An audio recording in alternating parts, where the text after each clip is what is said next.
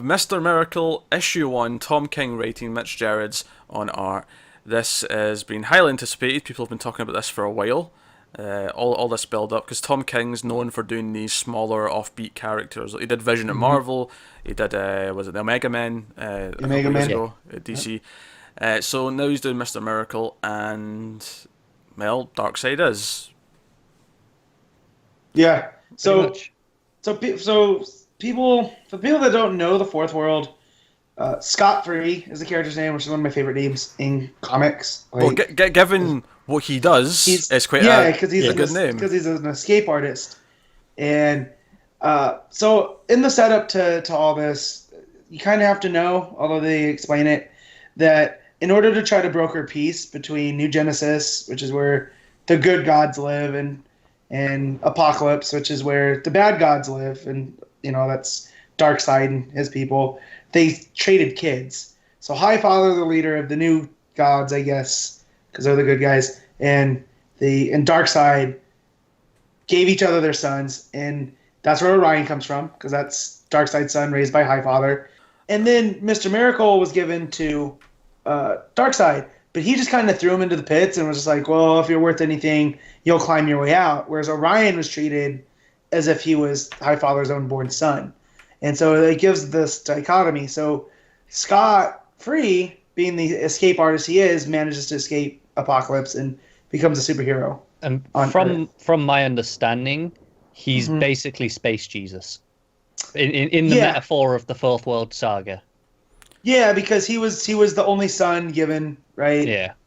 Given away, and he's bound to return. And I get a lot of that here from King. King is going with the, not necessarily getting into the mythos of the new gods, but he's definitely using that godly aspect. I can't think of the right word. Let's also not gloss over the fact that helping him escape from Apocalypse is Barda, who he falls in love with, who's an Apocalypse soldier. Fury. Femme Fury, There you go. That's the whole group. But she actually turns good because she falls in love with him, and they end up escaping to Earth. That's kind of the whole origin of these characters. They were pretty big in Morrison's Justice League of America, and which you have to denote because for the longest time it was just Justice League of America. Normally people astray. And he was also, I think, big in Morrison's Seven Soldiers. So, this is a character that lends himself to these big, metaphysical style stories. Right, and the whole Darkseid I think, comes from Morrison's JLA. From Morrison. Yeah, from Rock of Ages, which is a JLA story, which is one of the only Morrison JLA stories that I've read straight through. It's that one, and he didn't do Tower of Babel, so ignore that. That was Wade. But it's from that same run. But yeah, so... Oh man, where to start with Mr. Miracle? Let's start with what Darkseid is, because I feel like just in case anyone's confused about what Darkseid is actually means. Darkseid is basically the idea that Darkseid is ever present, and it's this, and it kind of ties into this book because obviously we have all these panels, these black panels where it just says Darkseid is, and as the book goes on, they get more frequent to the point where you get towards the end of the book and there's 5 of them in one page. And that's and it feels like it's ticking down. It's ticking down. It's this and it's idea also in that 9-panel grid, right? Yeah. After the first few pages, the entire thing's in that. Yeah. And it's all ticking down. It's the idea of getting more and more nervous until you're about to panic. So it's almost like the build up to a panic attack. It's kind of how it sort of came across to me. But the phrase Darkseid is just means that Darkseid is the evil that's always there. It's not Darkseid is coming. Darkseid is already here. Yeah, it's like Darkseid doesn't need anything to describe him because he's above that. He just is. He just is. Yeah, it's kind of what Lex wants to be, right? Ever present, and we got kind of shades of that in Johns' Justice League run, where he became the god of New Apocalypse, I believe it was. So yeah, it's something that since Morrison kind of created Darkseid is, anytime the new gods have been brought into a story, it's there. And it's kind of the one piece of continuity that ties the new God stories together. It's just super weird. The way that it's used here. I have so many different takes on it, because I read this twice this week. And that was kind of a mistake, because I understand it less than I did the first time. I think first things first. I love this issue. Me too. I think for me, what it does, it is kind of confusing. It isn't completely clear exactly what's happening necessarily, and I think that's intentional. I think you're supposed to be kind of confused. There's definitely something going on here where reality might be altering. I mean, there's talk, of course, of the anti-life equation and altering people's minds, and there's little hints in here. Barda's eye color, where he's like, "Wait, your eyes are brown. They were always blue," and then she's like, "No, they've always been brown." But then at the end of the issue, she's got blue eyes. There's clear hints that there's some weird. Which yeah, being familiar with her, I was like, what color are her eyes? And I've tried to look it up, and that's no nothing like people. That's nothing artists have worried about or colorists have worried about in the past. So it was hard to go off of. But yeah, so if the anti-life equation, which is what Darkseid's always been after, it's, there's life and death, but anti-life isn't death. It's like complete subservience to Darkseid, right? That's how I've always understood it. Yeah. Okay. I just want to make sure we're on the same I page. mean, I don't have a better explanation for it than that, but yeah. Okay. Yeah, and so this got me thinking that through the story, because we see Mr. Miracle try to escape death. In the first pages, he's trying to commit suicide. Yeah, it starts with this really dark bang. It's like, no, we're starting this, and later on when he's talking about it, and it's like, oh yeah, I tried to escape one more thing. I tried to escape death, not life, death. I think that's a really interesting way of phrasing that. Mm-hmm. Yeah, it's why I think the 9-panel grid is so effective here, because it's like this. It makes you feel trapped because there's so much on a page. It's claustrophobic, so he feels literally like trapped. Whereas his escape didn't work. Yeah, or did it put him like escape artists, right? They try to ramp up the danger, so when they finally do escape, it looks like it's a thing of magic or a miracle here because it's a superhero name, and so I almost feel like we're gonna be getting kind of a trick to all of this by the time it's done, and because there's a whole 9-panel grid of him doing a trick, and it goes really ghastly because it's him in the tank, and then it looks like the tank gets filled with blood, and then he appears on the outside. So it's like Peter brought up that it's ominous. The whole Darkseid is because that page is interspersed. Every other panel is Darkseid is, right? What I love about it is just how foreboding the whole issue is. It feels like something dark is really on the horizon here. We're in a really dark place, and it feels apocalyptic. Not to pun with apocalypse. Not the weird spelling that Kirby created for it. It feels bigger than it actually is. This great sense of, so like I say, foreboding. This brooding tone to the whole thing, where it feels kind of depressing. It's almost Lovecraftian. Yeah, Lovecraft. That's a good. Yeah, it feels like Cthulhu's coming. Except in this case, Cthulhu's Darkseid. But that's kind of what Cthulhu is and Darkseid is. They're ever present and they're there. And it wouldn't surprise me if we never get to see Darkseid throughout this. If we just see the goings on. Yeah, because you have Glorious Godfried, who he's one of the minions of Darkseid, and in some versions he's a talk show host spreading Darkseid propaganda. Here he's a night show host that looks a lot like Conan O'Brien, which that cracked me up. Yeah. Yeah, right? It's basically, it's actually, can I just say, I love, obviously the art's great throughout, Jared's is great, but I love the effect on those pages where it's like it's showing you something's not quite right. It's like a distorted video feed, those panels. Yeah, it's that's it. It's got you can always hear you can see the VHS. Yeah. I can feel the static, right? Like when you watch an old VHS, and it gets that staticky sound and the waviness, like Connor was just pointing out. You feel something's not quite right. I don't think, I don't really feel like this interview is something that actually takes place. At least not in, on Earth, it feels like more of an introspective thing that's happening. Yeah, because why would, if King's taking a chance that not people aren't not familiar with the New Gods, why make it Godfrey? So that means it would be something that Scott is trying to process, so that's who he goes to, right? Yeah. Yeah, let me stall it. Yeah, there's a lot going on in this book. Like, it is dense. Yeah, you mentioned the art there. I think this issue shows how versatile Drads is. Like, there's so much different stuff going on. Like, if you go, the very first page, it's all the Ben-Day dots that make it up, and then obviously you got the video effect on that one, and there's all sorts of things going on throughout the issue. Yeah. No, it's good stuff. Even 'Cause it does change quite a lot. Whenever he's in costume, it's looking really colourful. But when he's sitting there on the couch and he's looking depressed, he's got the bandages on. There's just this moodiness to it. Like it just feels desolate and cold. Yeah. Yeah. Well, because everything's blue, and then when Orion pops up, right, and he's bright and colorful until he enters that room, and then it even takes him over. But I like how, even though like Orion and Scott, they're both wearing red, but even when they're in the same room, Orion's is visibly brighter, even though it looks like it's probably the same type of red. Yeah. Right. Going back to this weird reality, he's kind of like shifting. He's in two timelines or something like that. Oberon, who's like dead in one, like Bard is like, no, he died of cancer. Like he's gone, but like he just made the decision to pull the plug. Yeah, and it's like, okay, is he in like two timelines, or is he just seeing something? But like, it's not even like even when he's told, he's like, no, that didn't happen. He was just here. No, he's just here. Yeah, and he tells the story from the beginning about the kids that were told to draw, and the one kid drew God, and the teacher's like, that's not what God looks like.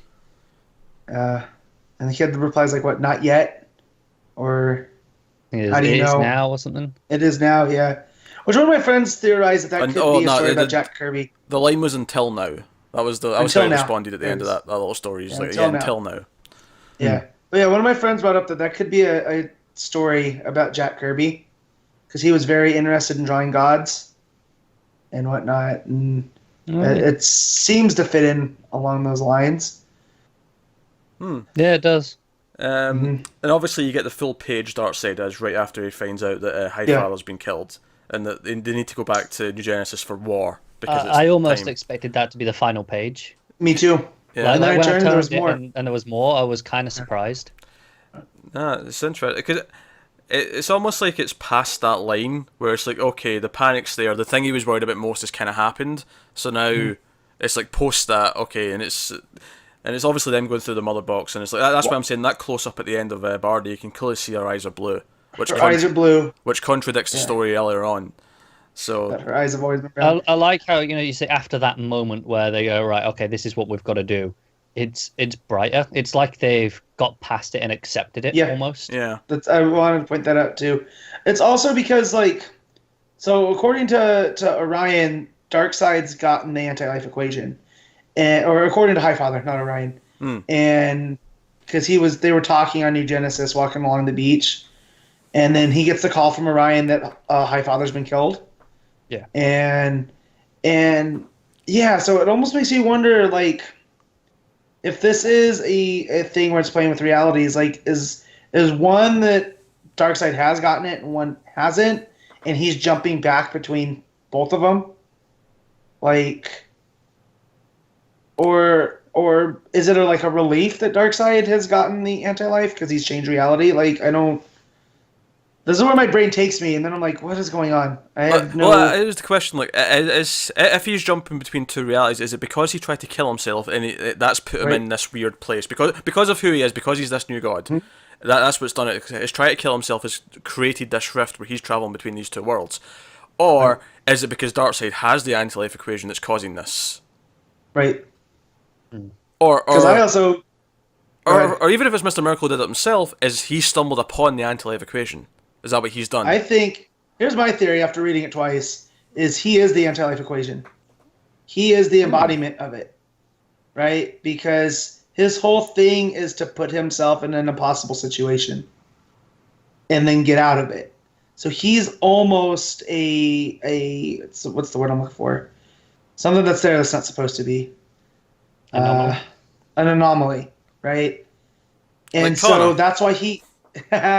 That's why he always has to get away from Darkseid, and that's why he doesn't want to go fight Darkseid, because if Darkseid does finally figure all of that out, then he has the anti-life. There's also this recurring theme where someone knocks him down and tells him to stand, and then he gets up and says standing. Because Orion does it, and then at the end Barda does it as well. It's like when he's showing to be weak in some way, because that's what Orion shows up to do. He's like, "Now you've been weak. You've tried to do this to yourself." So he comes to like smack some strength into him essentially, and then Barda does it once again at the end to sort of give him courage before it's time to go. So when Barda does it, though, it feels like a thing they did on Apocalypse, and that's why Orion tries it to him, but even though Orion's from Apocalypse, he isn't. Yeah. You know, he just has that tie. So when she gets mad at him, it's like, well, no, you haven't earned the right to do that to him. Like, you have no idea what we're going through. Because they've experienced the horrors of Darkseid firsthand. Yeah, Barda gets pissed. She's like, oh, we didn't have the luxury of pillows on Apocalypse. Right. I think was one of the lines she said. Yep. So, yeah, this just makes me, like, I really like, I don't like the New Gods like Tim does. Like, he's really about them. Yeah. But this makes me want to read some more of those things because it's such a high concept. It kind of speaks to that, the part of me that really loves Thor seems like I would really love the New Gods. But for the most part, like Highfather and Orion, like, they're kind of there, but we don't use them until it really is just all of the Apocalypse options. that gets used, isn't it? Yeah. It's because he's an easy villain to do. I think for a lot of people who don't really delve into the New Gods stuff, you can just treat Darkseid, oh, he's this big bad who's on this planet who wants to take over Earth, and that's just it. You can leave it be that simple, and it kind of works, and it's fine, yeah, sure, if you don't want to delve into this. But there is this more stuff to it. There is all this Mr. Miracle, and escaping from Apocalypse, and Orion and Highfather, and this never-ending war, and the anti-life equation. It's all this extra stuff that once you do start diving into it, it's quite in depth. It's quite hefty. Yeah. It's almost intimidating to start approaching it. That's it. Yeah,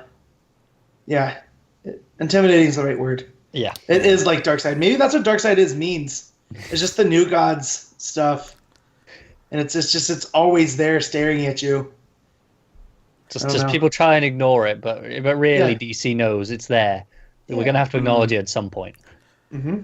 Yeah, I want to say actually one of my favourite panels of the book is actually the image of Barda in the hospital waiting room with the other regular people, but she's in full costume.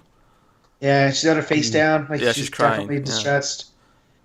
So, I actually really love their relationship. It's just very interesting because she's this big tough soldier of a woman, but she's fallen for this person who has shown her other ways. There's a really nice relationship there. Yeah. And the art too. We've gone on and on about it, but it is really Gerard's. Like, you guys are big fans of the Rooftop Story. I like the art there. Here, I think it works a little better because it's not as dark and it has a little bit more mood to it. But him and King, I don't think can do much wrong. Yeah, it definitely makes me want to go check out Sheriff of Babylon, which was obviously the two of them. Mm-hmm. Yeah, no. This is an excellent start. Like, I'm excited about how big this feels. This feels like an epic story that's just starting. Yeah. And I'm excited to see where it goes. And I think it was one of them. I don't know if it may have been Jared's rather than King, but I think one of them said on Twitter that this is basically New God's rebirth. So, and it is in continuity. They said that there's going to be big things coming from this potentially afterwards. I'm down. It does feel like the sort of thing I'd expect to be in the Fourth World saga. Like, it feels like a continuation of that stuff. Whereas, like we said, a lot of the stuff they do with Darkseid, it's like, okay, that's definitely the DC stuff rather than the Fourth World stuff. Because when they've tried to incorporate them more into the superhero realm, you get stuff like Countdown and Death of the New Gods, and you watch Darkseid die like 3 different times, and none of them were of the same moment. And then you had him die again in Final Crisis, which felt like that was a proper New God story, just because it had this big epic feel. So the fact that he's going to try to rebirth them, because we even got, they talked about the Justice League here being worried about Scott and Superman. Yeah, they mentioned Clark flying outside his window. Yeah. So the fact that Barda and Miracle are members of the Justice League at some point, But then again, if this is a rebirth, then they can hit reset after all of this. And now it's just the New Gods, and that's what they are proper. But dense. Yeah, very dense. Exciting. Obviously, we're going to be doing the rest of the series. So, do you know what, considering I thought Matt was relatively down going in, like Matt was saying, I didn't not like it, but early impressions felt like he didn't really love it the same extent me and Peter did. He seemed to be very into it in that discussion still. I feel I'm still into it. Like, it just, when it comes to stuff that's more ethereal and like, I like straight to the point stories. That's why I like pulp stories, right? Because it's good, bad, easy, like caveman drawing comics. Like, that's what I like. And again, that's what draws me to superheroes. And here, when you start to to make things a little more shadowy and they blend together, I don't know how to take it. So I was just like, well, no, I need good guy, bad guy here, guys. Come on. And that's definitely not what this book's not about. The fact it's is, much more. Is that I think what's clear though is as soon as Matt started to actually talk about what was in the book, it seems like his interest shot up as he was theorizing. Yeah. It's almost like, Matt, when it comes to stuff like this, and this is not just comics, I'm just thinking of what your tastes are in movies and TV and whatever, is when something is a bit more abstract, you tend to be against it initially. Yes. But then once you actually start talking about it, it's almost like you realise why everyone else likes it. With some exceptions. It's like when you're reading or watching, you're not really thinking about it. Then once you're talking about it and you're in the discussion, you engage your brain. It's like, oh, I get it now. Aye. Yeah. Aye. Think about it as you're reading it or watching it, as whatever the case may be, I guess, is my advice. No, good guy, bad guy fight. That's what I need. You're a simple man, Matt.